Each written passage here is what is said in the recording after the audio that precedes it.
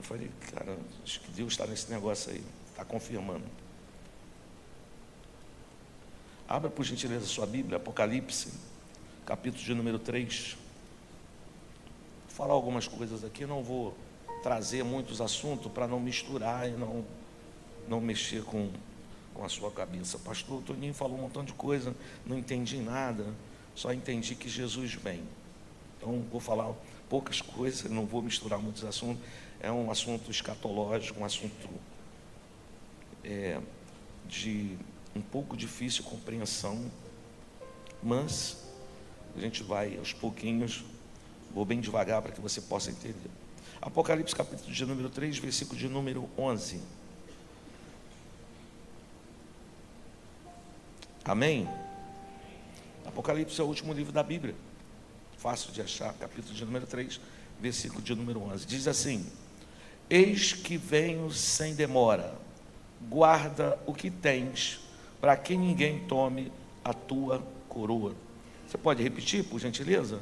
1, 2, 3.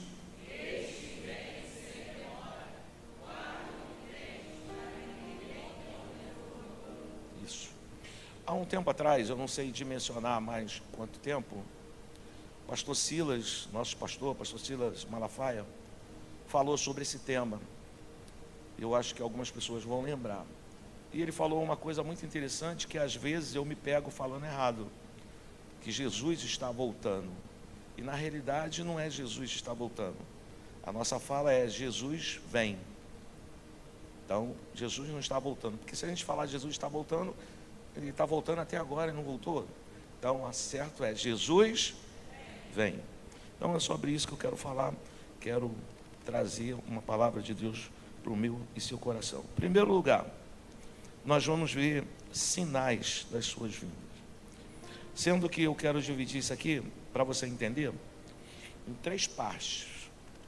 Ou seja, a vinda de Jesus, ela podemos dividir em 3 fases. Fica mais fácil para o entendimento. A primeira fase é a que ele veio, a que foi profetizado por Isaías, que o seu nome seria Maravilhoso Conselheiro, Deus Forte, Pai da Eternidade, Príncipe da Paz, que uma virgem daria luz a um menino, que se chamaria Emanuel, Jesus. Isso se cumpriu. Então, Jesus veio. Simples assim para que você entenda. Então, a palavra se cumpre. Jesus nasce de uma virgem. Aos 30 anos, até os 12 anos, a Bíblia fala alguma coisa sobre Jesus, que ele estava no meio dos doutores, já conversando. Quando eles voltam de Jerusalém, sua mãe e seu pai, eles dão falta de Jesus e voltam e encontram ele no meio dos doutores. Mas o ministério de Jesus, ele começa aos 30 anos, que ele começa a fazer o milagre. E o primeiro milagre registrado na Bíblia é o de João, capítulo de número 2, que foi a água transformada em vinho. E aí a história se segue. Você sabe que ele curou, libertou, salvou, multiplicou pães, peixes, curou muitas pessoas, surdos ouviram, cegos, visões foram abertas, pessoas foram libertas de demônios. E durante esse ministério dele, fazendo tudo isso, ele foi condenado e levado ao madeiro, foi crucificado entre 2, você sabe disso, 2 malfeitores. Naquela época era comum eles crucificarem malfeitores. Diz a Bíblia que Jesus foi colocado no meio dos 2 malfeitores. E você lembra que a gente sempre fala que um disse que se ele era Jesus, que ele descesse dali e salvasse a ele mesmo e a eles também. E o outro disse, cara, ele está aí, ele não fez nada, nós bem sabemos porque estamos aqui. E ele pede para que Jesus lembrasse dele quando entrasse no paraíso. Há até uma questão teológica sobre isso, porque algumas pessoas falam que quando o ladrão diz hoje mesmo, quando Jesus responde para o ladrão, hoje mesmo estará comigo no paraíso, é como se Jesus estivesse dizendo, hoje te digo, estarás comigo no paraíso. Há uma diferença. Ele está dizendo para ele hoje que estará com ele no paraíso, que ele estará com ele no paraíso. Aí você discorre. Então Jesus nasce, começa seu ministério, é condenado à morte, é crucificado. E aí, eu quero começar a ler algumas coisas para que você entenda. Você não precisa abrir sua Bíblia, deixa que eu abro. Evangelho de João. Eu vou ler aqui algumas coisas, você vai entender. Ou melhor, abra sua Bíblia, vamos acompanhar, que eu vou bem devagarzinho e você vai entender isso aqui. Evangelho de João, capítulo de número 19. Pastor, onde fica o Evangelho de João? Novo Testamento, Mateus, Marcos, Lucas, João. Procura o capítulo de número 19.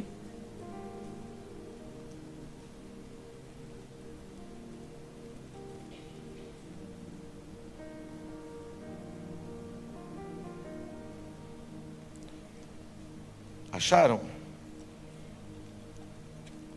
Deixa eu ler aqui bem devagarzinho para que você entenda.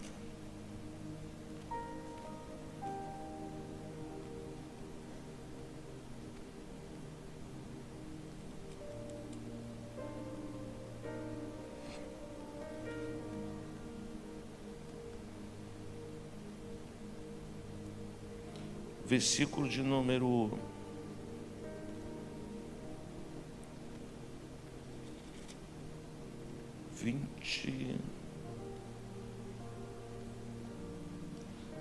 38. A partir do versículo 38 é melhor, para que você possa e eu entendermos.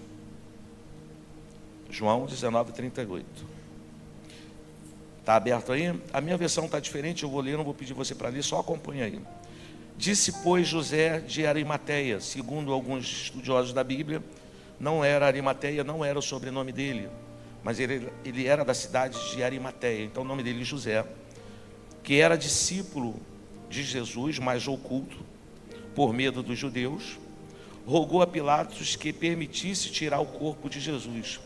Da onde? Do madeiro, da cruz, onde ele estava crucificado. E Pilatos lhe permitiu. Então foi e tirou o corpo. E foi também com ele Nicodemos, aquele que anteriormente dirigiu-se de noite a Jesus. Levando quase 100 libras de composto de mirra, aloés, tomaram, pois, o corpo de Jesus e envolveram em lenços e com especiarias, como os judeus costumavam fazer na preparação para o sepulcro. E havia um horto naquele lugar onde fora crucificado, e no horto um sepulcro novo, em que ainda ninguém havia sido posto.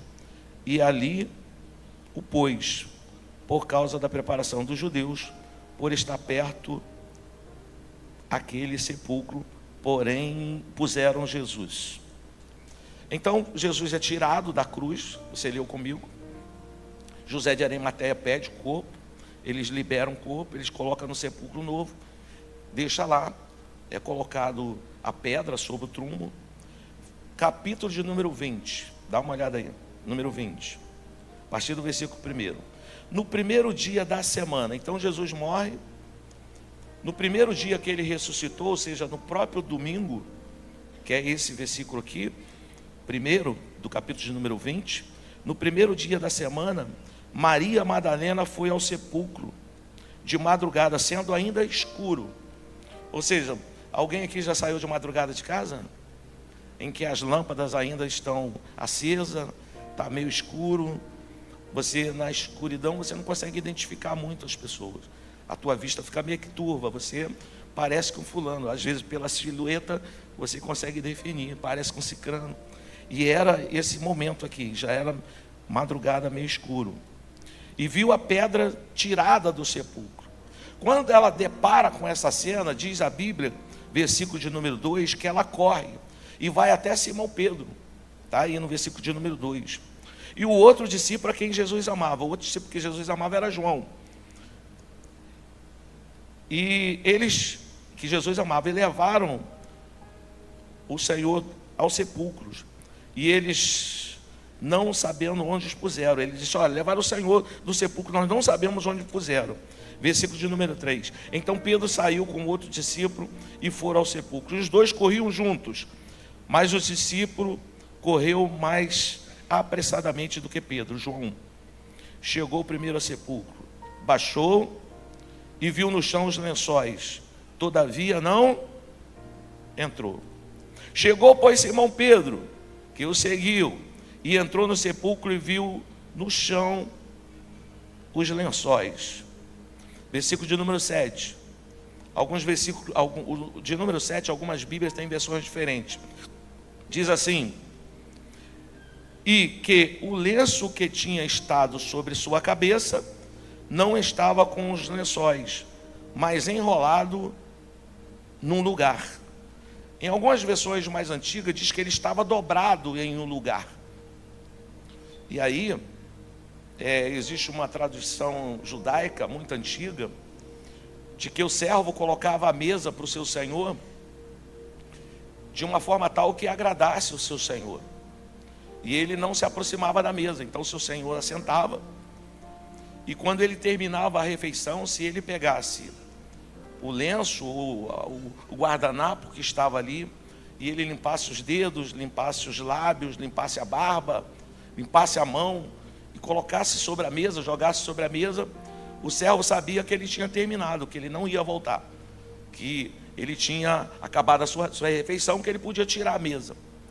Mas quando o seu senhor sentava à mesa e levantava e não fazia nada com o guardanapo, deixava dobrado, o amo sabia que o seu servo ia voltar. Pastor, o que o senhor está querendo dizer com isso? Simples. Quando o discípulo entra no sepulcro, o lenço está dobrado. Jesus está deixando um sinal para ele: olha, eu vou, mas eu volto.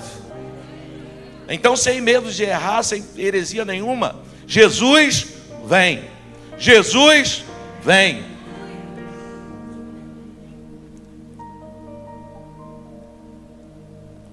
Aí nós prosseguimos um pouquinho mais para frente. Depois disso, Jesus ressuscita. Talvez, isso é mais para informação, não sei se você sabe, mas Jesus, depois de ressuscitar, ainda ficou 40 dias e apareceu a muitos. Jesus ressuscita, ele não vai logo para o céu. Ele ainda passa 40 dias e apareceu a muitos. Por exemplo, Evangelho de João, capítulo de número 20, versículo... ou melhor, vamos em Atos dos Apóstolos, capítulo de número 1. Atos dos Apóstolos. Procura aí, logo depois dos Evangelhos, você vai ver Atos dos Apóstolos, capítulo de número 1.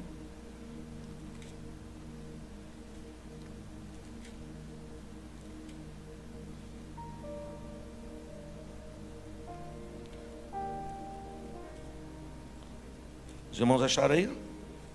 Sou eu que não achei, né? Aqui, vou achar. Capítulo de número 1, versículo de número 1 ao 11. Melhor, deixa eu pular, deixa eu ler a partir do 3.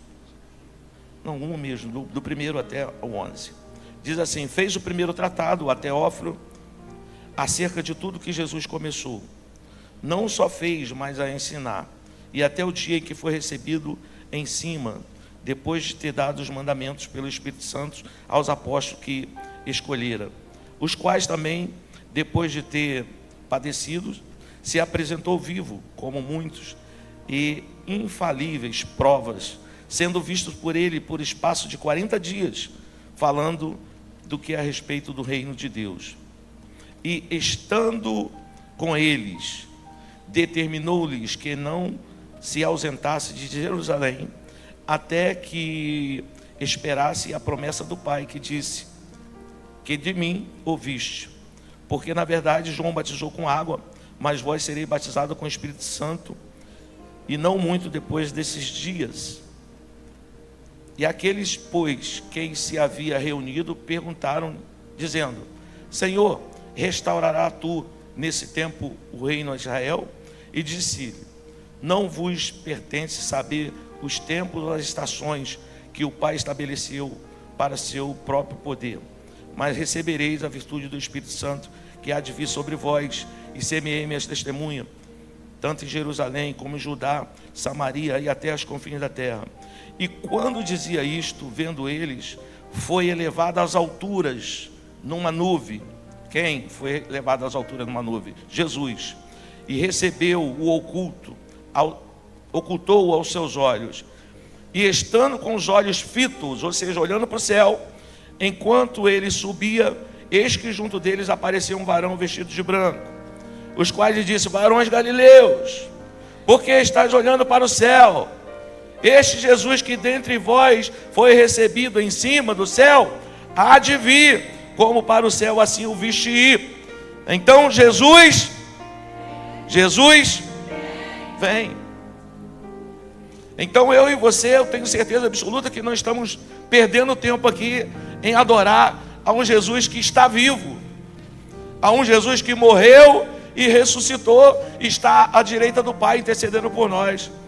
Porque a nossa alegria, a nossa esperança é que Jesus vem.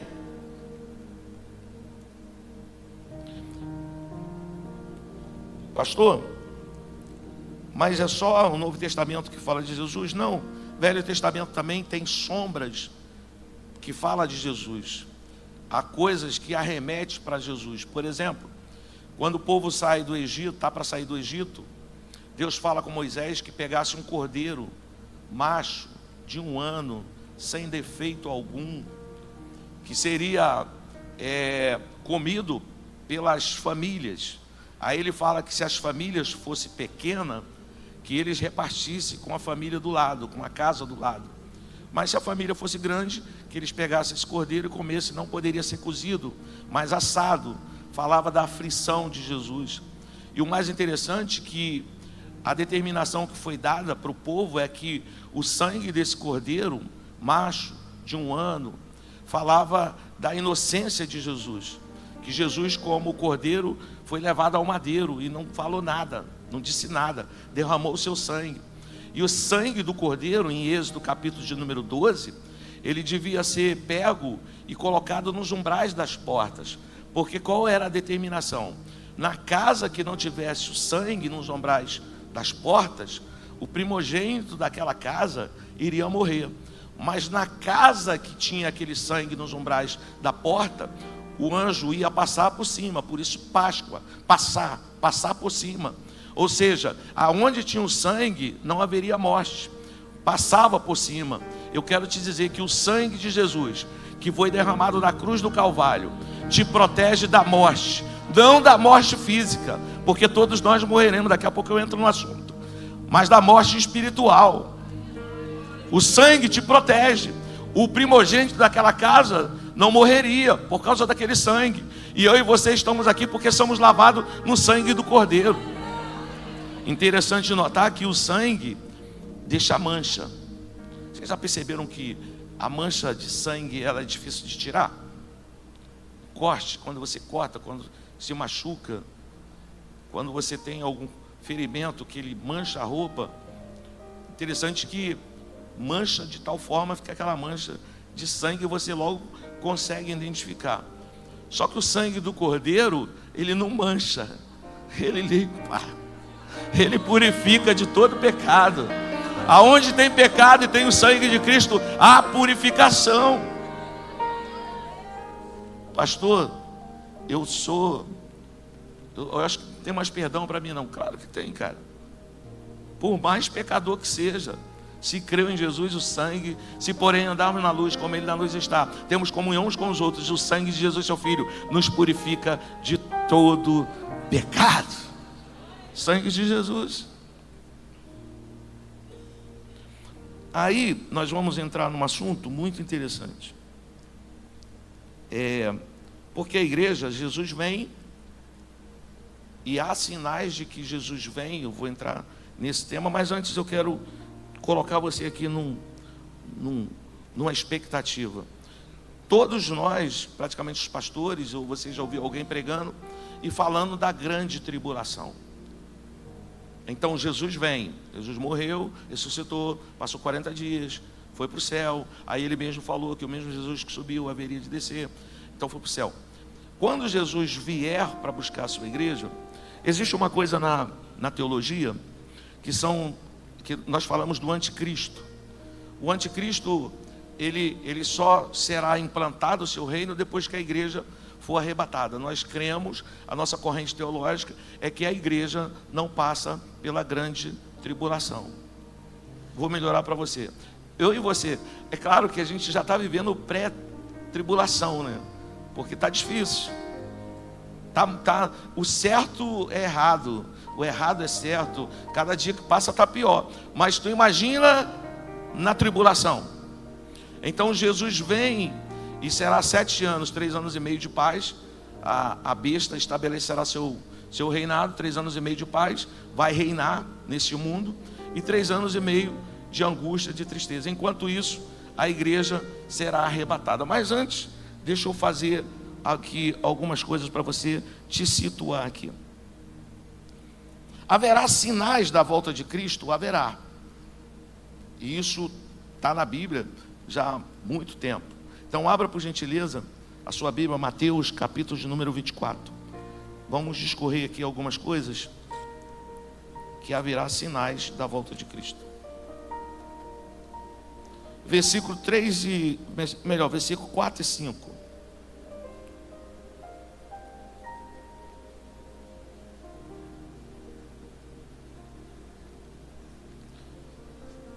Deixa eu, a partir do versículo 1, você me perdoa, é Mateus 24, a partir do versículo 1. Diz assim, você achou? Está comigo aí? Dá uma olhadinha para o irmão do teu lado, diz assim, não dorme não. Isso. Tá, eu vou, daqui a pouquinho eu esquento, daqui a pouquinho fica melhor.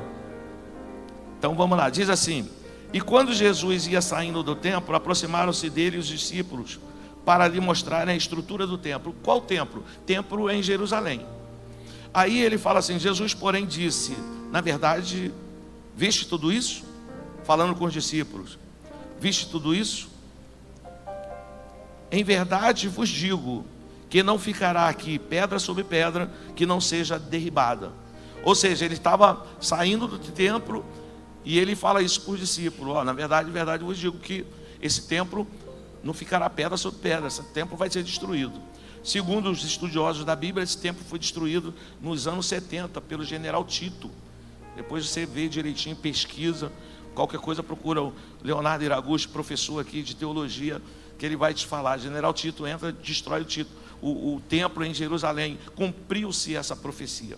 Aí continua o texto. E estando assentado no Monte das Oliveiras, chegaram-se quem?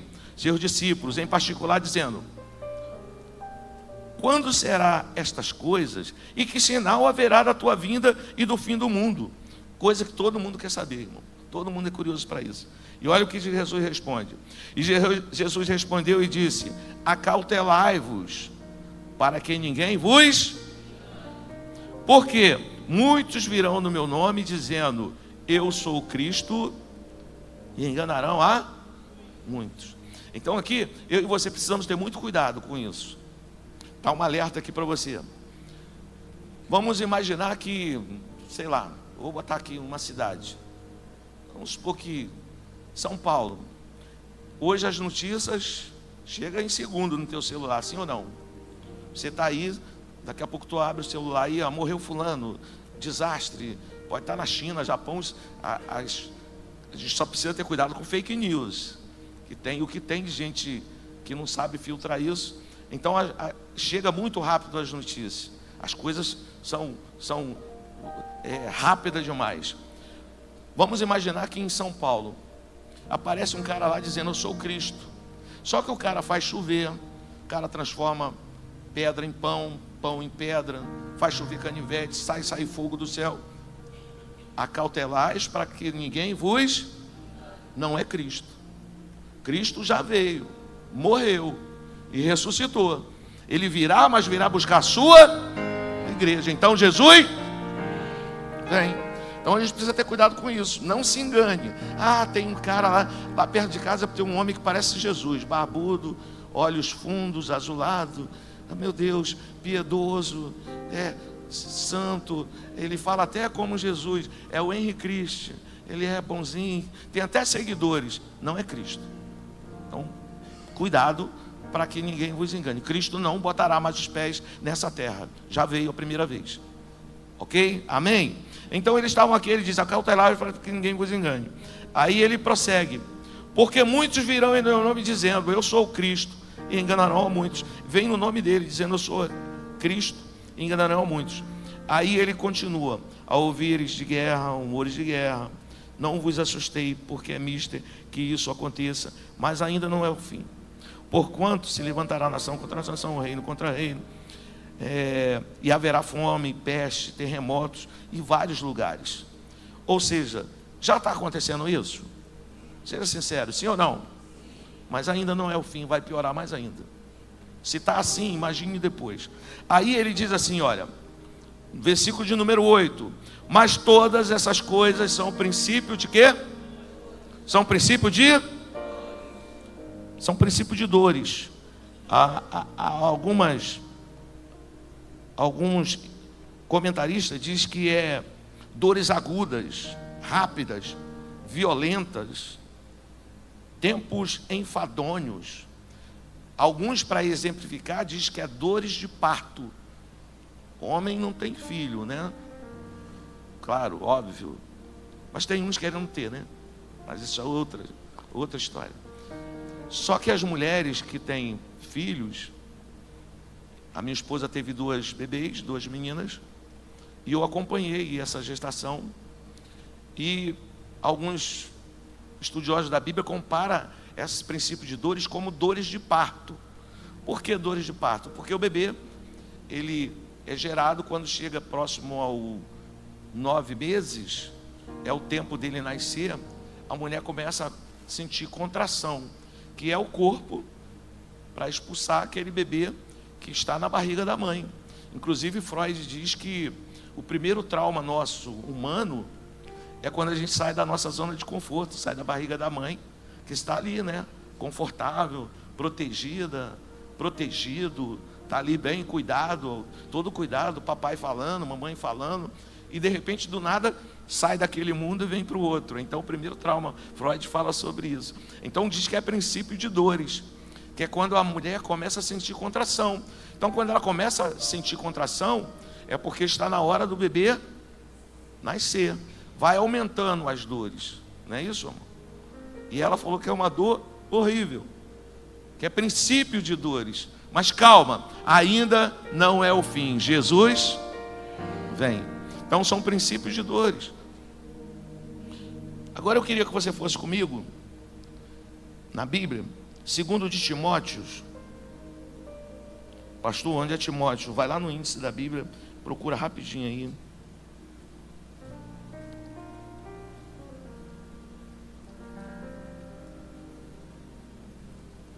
Segundo de Timóteo, capítulo de número 3.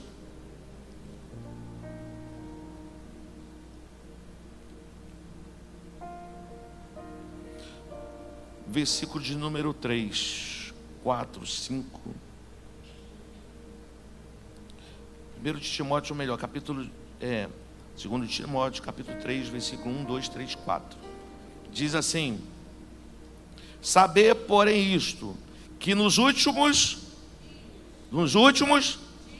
sobrevirão tempos trabalhosos, porque haverá homens amantes de si mesmo, avarento, presunçoso, soberbo, blasfêmios, desobedientes a pais e mães, ingratos, profanos, sem afeto moral, irreconciliáveis, caluniadores, intemperantes, cruéis, sem amor para com os bons, traidores, obstinados, orgulhosos, amigos dos deleites, mais dos deleites que amigos de Deus.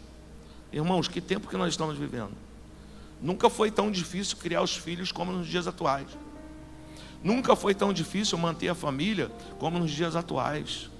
Nunca foi tão difícil ensinar os filhos como nos dias atuais. Nunca foi tão difícil falar de família como nos dias atuais. Nunca foi tão difícil falar de amor como nos dias atuais. Estamos vivendo esse momento. Esse momento está escrito na Bíblia, nos últimos tempos. Nós estamos vivendo os últimos tempos. Mas sabe o que é que consola o meu e o teu coração? Pelo menos o meu consola. É que Jesus vem. E que em breve tudo isso passará. E eu e você estaremos no céu com Ele. Então Jesus, isso. Me ajuda aí. 1 Timóteo. Se tem o segundo, é só você voltar aí. O primeiro fica antes do segundo, claro. É óbvio. Isso aí. 1 Timóteo 4, 1. Mas o Espírito expressamente diz: nos últimos tempos apostatarão alguns da fé, dando ouvido a espíritos enganadores e doutrinas de demônio. Apostasia da fé, negando a fé. Pessoas que conheceram o Evangelho, pessoas que foram batizadas nas águas, pessoas que tivessem experiência com o Espírito Santo, pessoas que nasceram em berço evangélico, pessoas que são filhos de crentes, abandonando a fé e indo para o outro lado, correndo, procurando outros deuses. Mas eu louvo o nome do Senhor, que mesmo numa segunda-feira fria ou quente, mesmo cansado, mas você está aqui, porque você vai adorar esse Deus que é digno de honra, digno de adoração, digno de ser adorado. E ele diz que espíritos enganados, espíritos de doutrina, 1 Coríntios 11:14 diz que Satanás transfigura como anjo de luz. Deixa eu falar uma grande verdade para você. Você já ouviu isso do nosso pastor Silas, pastor Anderson? O que leva para o céu não é sapatear no poder. Isso é bom. Marchar no poder dá lugar, como é bom. Falar a língua estranha edifica a si mesmo. É bom, mas isso não leva para o céu.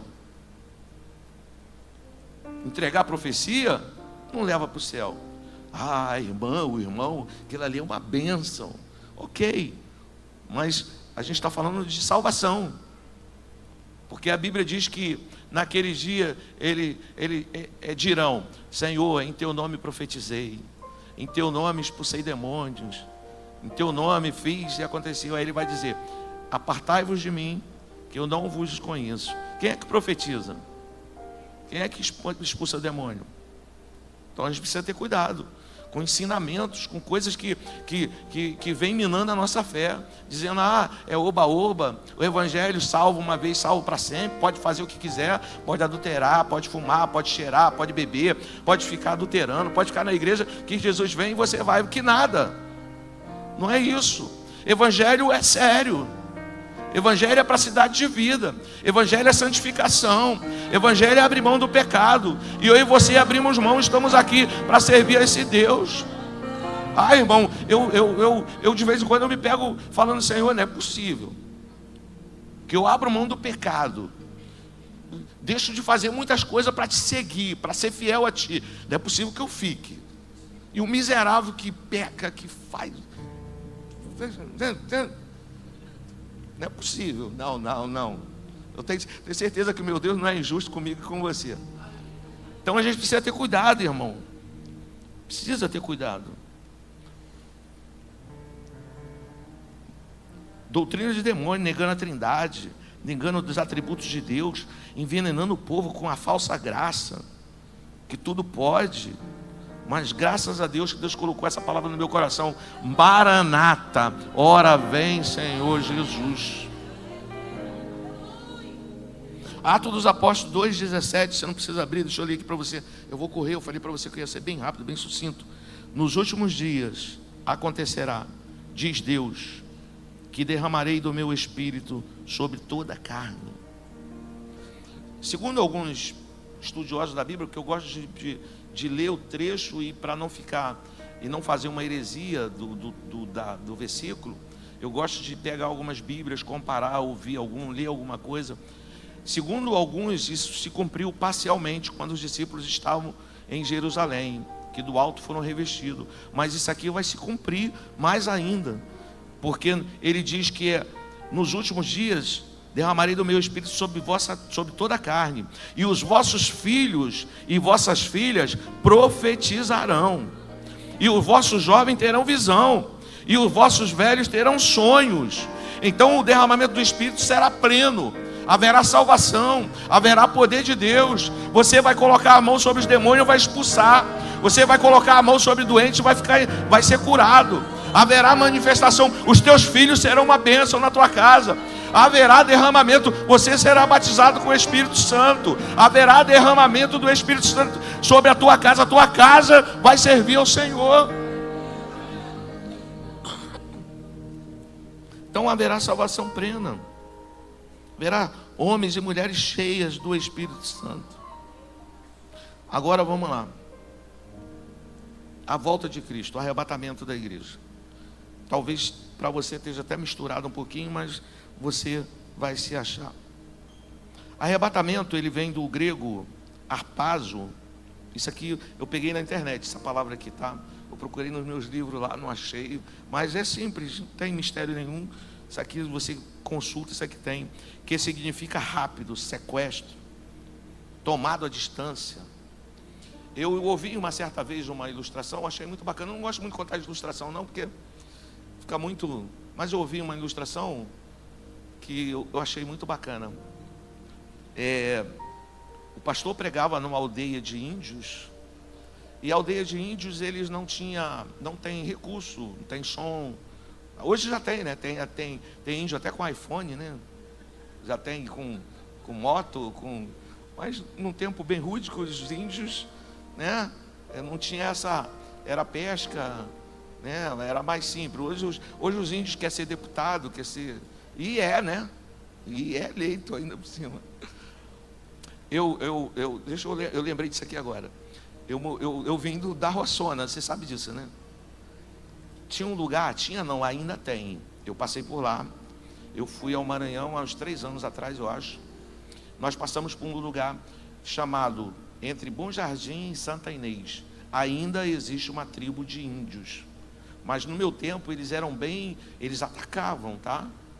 As pessoas, os brancos que dizia, as pessoas, eles eram meio ainda selvagem, não sei se é esse nome que cabe, mas eram, não sei, atacavam, pronto, não me vem palavra aqui para lembrar.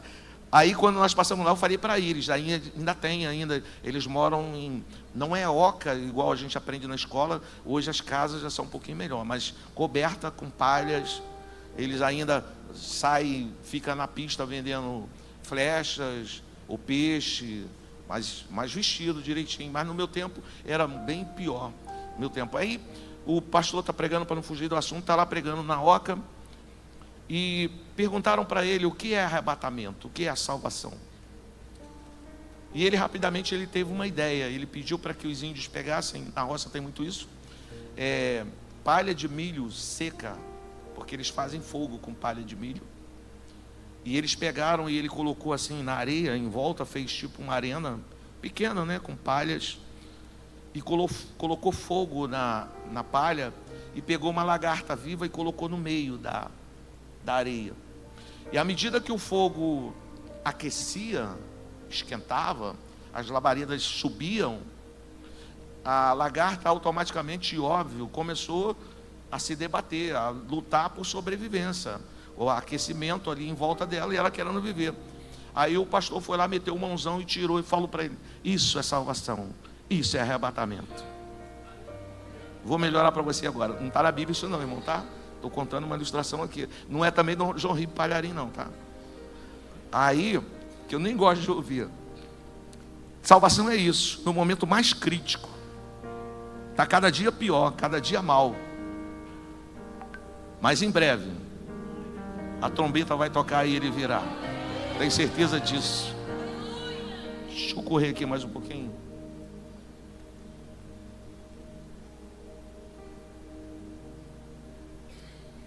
Aí 1 Tessalonicenses 4,16 diz assim: porque o mesmo Senhor descerá do céu com alarido, com voz de arcanjo, com trombeta de Deus, e os que morreram em Cristo ressuscitarão primeiro. Depois nós que ficamos vivos seremos arrebatados juntamente com Ele nos ares. Esse arrebatamento é só para a igreja. Esse arrebatamento de abrir e fechar de olhos que Jesus vem buscar é só para a igreja. Joio não sobe, só sobe trigo, só sobe os escolhidos. É por isso que a gente fala que a salvação ela é individual. Ela é a salvação coletiva para a volta de Cristo, mas para nós é individual. Eu não salvo minha esposa, nem minha esposa me salva. Se eu estiver preparado, Jesus vem e eu vou, e ela também vai. Então ela é individual. A gente precisa saber. Então não se preocupe: pastor, eu conheço um cristão que ele não é cristão direito, faz e acontece. Deixa o joio no meio do trigo. Quando Jesus vier, o trigo sobe e o joio fica. Fique em paz, não se preocupa não. Se espelha nos outros não. Faz a tua parte, não é em vão a tua parte. Jesus vem. 1 Coríntios 15:50 diz: agora digo, pois irmãos, que carne e sangue não poderão herdar o reino de Deus, nem a corrupção herdará a incorrupção. E eis que digo o mistério, na verdade, nem todos dormiremos, mas todos seremos transformados, num momento, num abrir e fechar de olhos. Porque a trombeta tocará e os mortos ressuscitarão primeiro. Então, não me pergunte, eu acredito que o Iraguchi, na sala de aula, quando ele dá aula, dá palestra, alguma coisa assim, todo mundo pergunta isso. Porque a Bíblia diz que os mortos ressuscitarão primeiro. Então vamos imaginar, um cristão que morreu, sei lá, queimado, espedaçado, no avião, explodiu, foi ossos, pedaços para tudo que é lado. Como é que esse cristão vai ressuscitar? Aí muita gente quer saber isso. Isso a gente não tem resposta. Mas só sei que se você lê a Bíblia, você vê que Ezequiel foi levado a um vale de ossos secos, e os ossos estavam sequíssimos, misturados. Se pisasse nos ossos, virava cinza. A pergunta foi: pode esses ossos reviver? Falou: tu sabes, Senhor. Então, o morto, esse é um mistério. Deus tem poder para isso, irmão. Os mortos ressuscitarão primeiro. Não abrir e fechar de olhos. Está morto, está lá na sepultura, está não sei aonde. Quando Jesus vier, a trombeta vai tocar, está vindo. Os mortos ressuscitarão. Depois nós, que estamos vivos, seremos transformados num abrir e fechar de olhos. Ah, pastor, eu quero ir lá com terno branco, porque eu já estou de anjo. Não se preocupe que roupa vai ficar por aí. Seu carro vai ficar, eu sinto muito te dar uma boa notícia. A sua piscina com seu carro vai ficar na garagem. Deixa alguém tomar conta lá, deixa o joio ficar com ele. Mas você vai para o céu. Então, será transformado num abrir e fechar de olhos. Aí, deixa eu correr aqui para a gente terminar. Isso acontecerá quando? Num abrir e fechar de... Isso será muito rápido, não tem como descrever. É por isso que o crente tem que estar vigilante. Por isso que o pastor Anderson fala que a gente tem que estar vigilante. Eu não sei a hora. A Bíblia diz que o pai de família não sabe a hora que o ladrão vai entrar. Aqui não tem muito isso não, mas na roça tinha de ladrão entrar quando o dono da casa não estava. Ele ficava na espreita, o dono da casa saía, ele entrava, né, saqueava. Ainda tem ainda uma meia dúzia por aí que ainda faz isso ainda. Então, quando ele sabe que tem gente, ele não vem. Então, é mais ou menos uma ilusão. A gente não sabe o dia nem a hora. O próprio Jesus falou, aí tem uma questão teológica também que o professor é muito perguntado. Ah, se Jesus falou que nem ele sabia, nem os anjos, só o Pai que está no céu, então ele não sabe.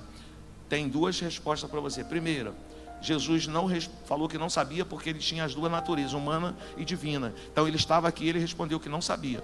Mas quando ele chega no céu com a mesma natureza do Pai, sentado à direita do Pai, certamente ele sabe a hora. Talvez a qualquer momento desse ele está à direita do Pai e o Pai fala: filho, desce, vai buscar a minha igreja. Pode ser, não sei. Pastor, e aí se eu for arrebatado, como é que é esse negócio? Para onde que eu vou? Aí aqui eu quero encerrar. Abre sua Bíblia, Apocalipse 21.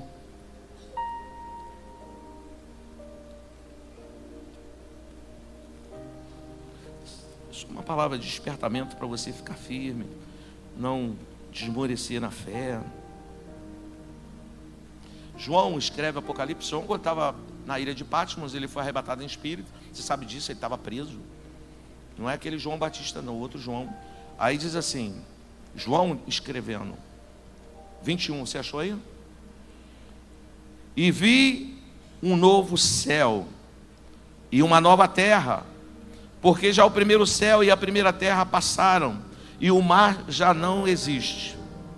E eu, João, vi a santa cidade, a nova Jerusalém, que de Deus descia do céu, adereçada como uma esposa ataviada para seu marido. E vi uma grande voz do céu que dizia: eis aqui o tabernáculo de Deus com os homens, pois eles habitará e eles serão seu servo, e o mesmo Deus estará com ele e será o seu Deus. E Deus limpará dos seus olhos toda lágrima, e não haverá mais morte, nem pranto, nem clamor, nem dor, porque já as primeiras coisas se passaram. Jesus vem, e para onde você e eu vamos, não haverá mais dor. Ele limpará dos nossos olhos toda lágrima. Estaremos com Ele para sempre. Maranata, ora vem, Senhor Jesus. Novo céu, nova terra.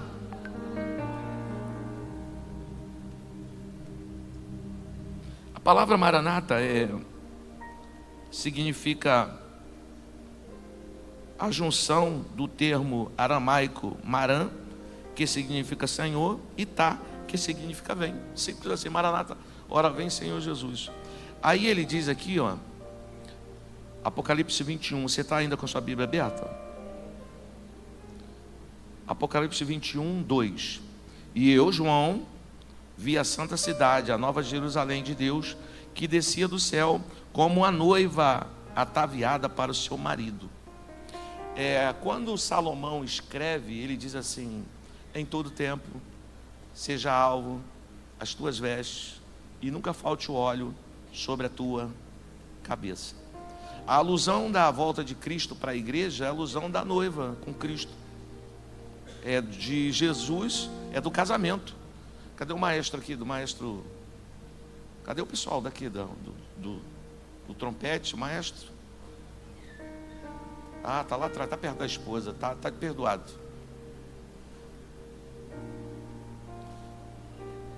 Pessoal da bateria aí, do baixo, vem cá, nos ajuda aqui. Diego, vem com disposição, Diego. Isso. Tá comigo, meu filho? Tá comigo no negócio aí? Tá bom.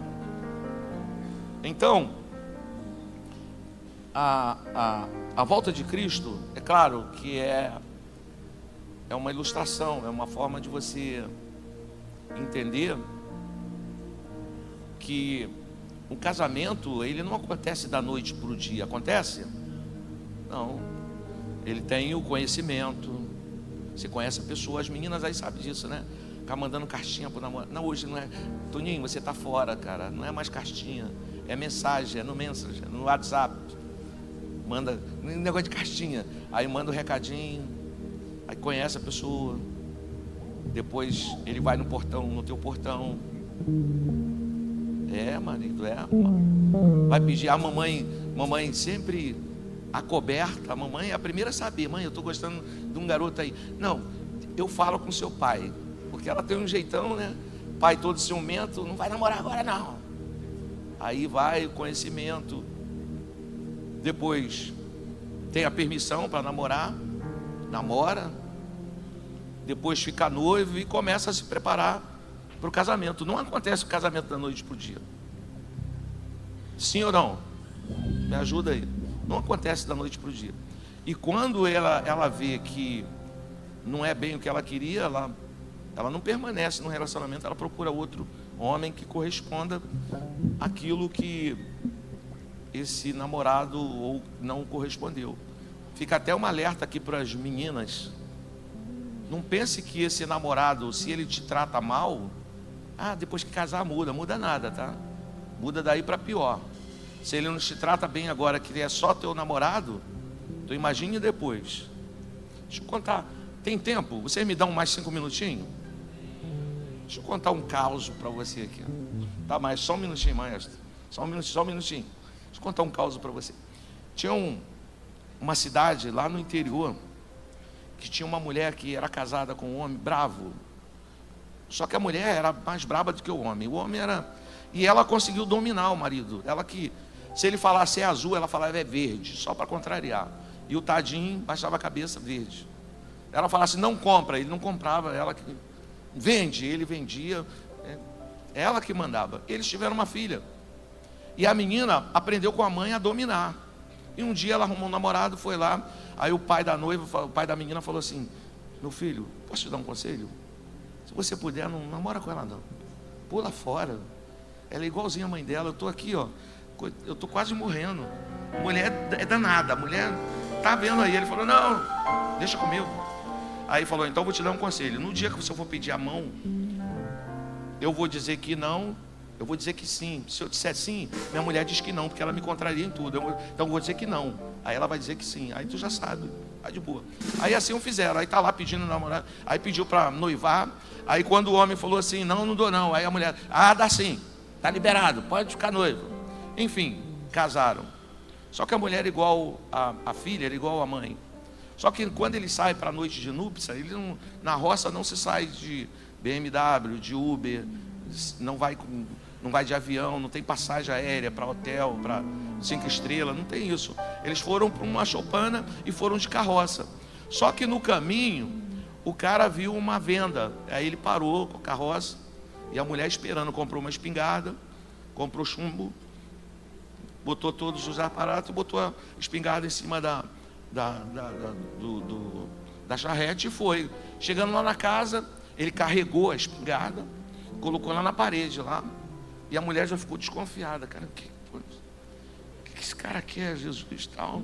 Enfim, aí quando dá 4 horas da manhã, o galo canta, porque o galo, ele costuma cantar de madrugada, de manhã, da madrugada, o galo canta. Aí ele abriu a janela e deu um tiro no galo e matou o galo. Aí falou para a mulher que ele tinha acabado de casar, agora tu levanta, pega aquele galo e cozinha que eu quero comer ele hoje no almoço. E a tadinha ficou com tanto medo, foi tremendo, pegou o galo. Galo demora a cozinhar e pegou e fez o galo para ele. Só que a partir desse dia ela ficou temente a ele. Falou, cara, eu casei com o marido, eu vou ter que fazer as vontades dele. Ficou um doce de mulher. Um belo dia o sogro vai na casa dele. E foi na casa dele. E quando ele viu a filha dele com todas as jeitosas, chamando o marido de meu amor. O que você quer? Senta aqui. E você quer isso? Você quer pimenta? Você quer mais molho? Deixa eu te servir. Aí o sogro ficou cafado com aquilo, falou, meu filho, vem cá, o que você fez com ela? Ele falou, não, sogro, eu comprei uma espingarda. Aí ele falou, entendi. Tá bom, obrigado pelo conselho. Aí na volta o sogro vai, passa na venda, compra uma espingarda, leva para casa. 3 horas da manhã, 2 horas, 4 horas da manhã, o galo canta. O sogro dele foi, matou o galo, falou, mulher, levanta, eu quero comer esse galo hoje. A mulher foi lá, pegou o galo pelas pernas, deu uma surra nele de galo. Então o que acontece? Você tem que matar o galo na primeiro dia. Então mulher, fica esperta, homem, fica esperto. Se namorado aí está te tratando mal, não vai mudar em nada não. Então vamos lá. Então alusão. Pastor Braga, corta isso aí, tá, Pastor Braga? Pastor Braga, corta isso aí, tá? Bota na internet isso aí não, meu filho, tá? Tira dos stories, faz qualquer coisa aí, corta isso aí. Tem um pastor lá em Vila Estéreo que ele não está pregando a Bíblia, não está contando lorota. Bota isso não, hein? Pelo amor de Deus. Foi só para ilustrar aqui o negócio aqui. Amém? Então vamos lá, maestro. Então a volta de Jesus vem, é alusão a um casamento. O nosso casamento tradicional, Diego, você que já fez alguns casamentos, né? Algumas pessoas pedem música comum. Como é que é uma música comum romântica de casamento? Isso, aí entra devagarzinho, fica para foto. Uns entram durinho, outros com terno aqui abaixo né? Outras madrinhas aí entra assim. Outros segura o braço, ao invés da madrinha botar o braço por aqui, bota o braço ao contrário. E as mulheres adoram porque elas ficam olhando. Salto não tá legal, essa roupa não combinou. Tá com as costas nuas, tá, não sei o quê. Mas esse é o casamento nosso tradicional do dia a dia. Mas o casamento nupcial era o contrário. Era o noivo que vinha ao encontro da noiva, não era a noiva que ia ao encontro do noivo. Era o noivo que se prontificava. Então eu preguei para você e falei aqui em algumas palavras que Jesus. Então, maestro, se for dar esse casamento, a gente vai, a trombeta vai soar lá, o pai vai dar ordem para o filho. Aí o Iraguchi, quando entrou aqui, disse, quem sabe poderia ter sido hoje, né? A volta de Cristo, poderá ser hoje, não sei. Poderá ser essa madrugada, não sei. Aí, vamos imagina comigo, viaja comigo aqui na Netflix, como diz o pastor Anderson. O pai diz assim, filho, Assim como era nos dias de Noé, meu povo está cada dia mais apertado. O anticristo está mostrando as patas e eles já se converteram. Então dá um pulinho lá,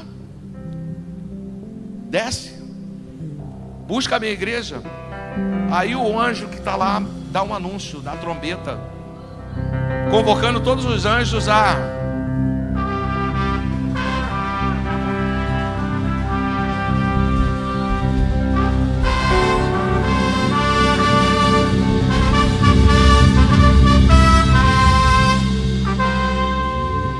aí esse toque, os anjos já sabem o que está acontecendo. É o Cristo que tinha descido lá na terra, foi morto, ressuscitou, e ficou um povo lá que creu, que lavou as suas vestes no sangue do Cordeiro, que aceitou seu filho, que renunciou à carne, renunciou ao pecado. Está lá, alguns já morreram, é verdade, mas tem os vivos. Os mortos vão ressuscitar primeiro, e eles serão transformados. Como? No abrir e fechar de olhos. Então vamos lá, maestro.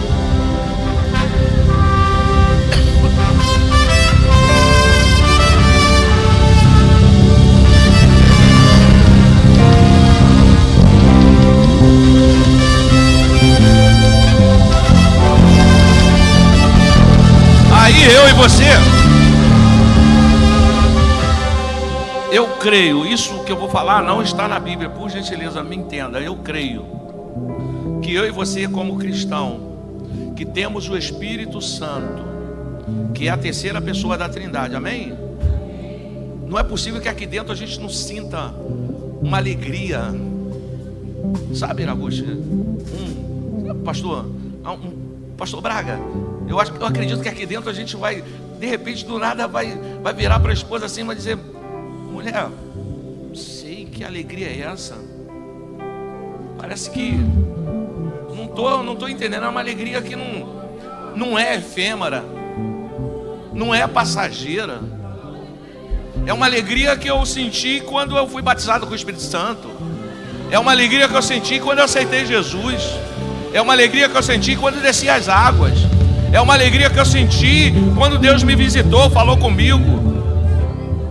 Aí a gente está aqui, aí está num abrir e fechar de olhos. Dá para tocar a marcha nupcial, meu filho? Vamos lá.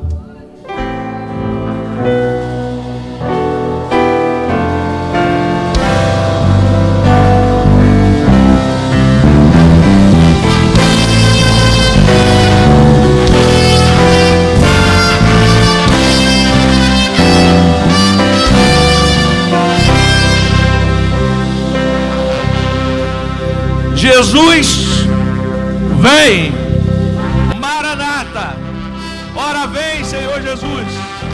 Que bom que se fosse hoje, que bom que fosse agora, que bom que fosse essa noite, porque o que há de vir, virá e não tardará.